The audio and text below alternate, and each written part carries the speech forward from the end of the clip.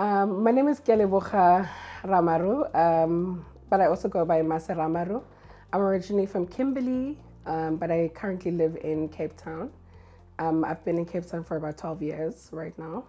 And I think I find myself located in various spaces, but currently one of the most prominent spaces that I find myself in is within a donor organization called the Heinrich Böll Foundation, which is a German political foundation, and our work is around supporting civil society organizations who work around thematic areas around democracy, social justice, human rights, ecological justice, in achieving the work of, whatever they consider to be important within their communities, within their contexts.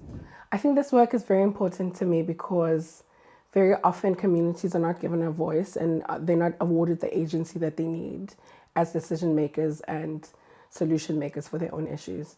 I think in a context like South Africa, very often people think of the state as the sole thinker for people, as a sole decision maker. But what we find ourselves in South Africa is that communities, grassroots organizations, community movements have been a key part of solution making within the context.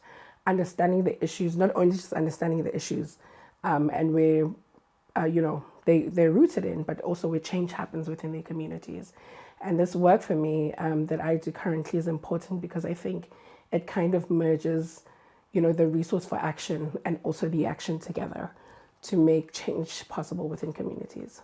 The thematic areas that I focus on in my work is around economic justice. And it's basically about ensuring that people within the South African context, particularly in South Africa, Zimbabwe and Namibia, have the tools that they need to access economic justice. And we're speaking around issues around access, whether it's healthcare, whether it's education. And within my program, I have the pleasure and also the opportunity to support an initiative like the Life is Sidimeni Memorial Campaign, for example, which focuses on advocacy around mental health within South Africa, but ensuring that mental health services in South Africa are equitable and accessible and quality for South Africans, because I think mental health is not an issue that we speak of. But within my own space, I do a lot of work with LGBTI organizations and queer organizations who organize particularly within rural communities. And a particular passion of mine is ensuring sexual and reproductive health care access to queer communities within rural contexts in particular. I've had the pleasure of working with an organization that I find very near and dear to me called DGL Diamonds that supports LGBTI youth within the Northern Cape. And one thing that we've been working very closely on is the development of what we call a one-stop shop for sexual and reproductive health rights, because a lot of the OSS supports are not available within rural communities.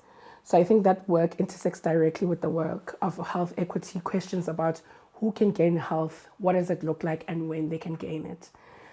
In my view, it's not okay that for folks who find themselves within rural communities, within peri-urban communities, have to commute to bigger cities, to metropolitans, to be able to get access to health-affirming surgeries and just general health care that caters to who they are and to their identities.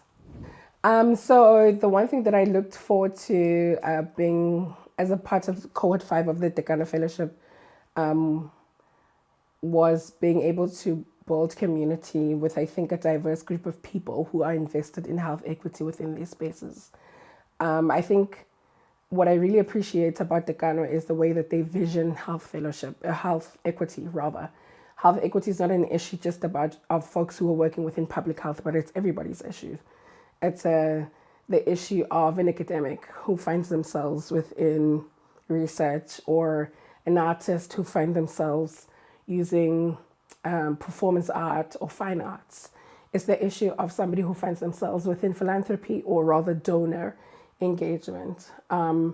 And for me, that's a very dynamic and important way of visioning change within the context of South Africa, but in the world, where we understand that issues don't necessarily have to be boxed in very particular ways for people to be able to solution make, but that solutions lie at the center of innovation, community, and, opening ourselves up to different types of thinking and engagement.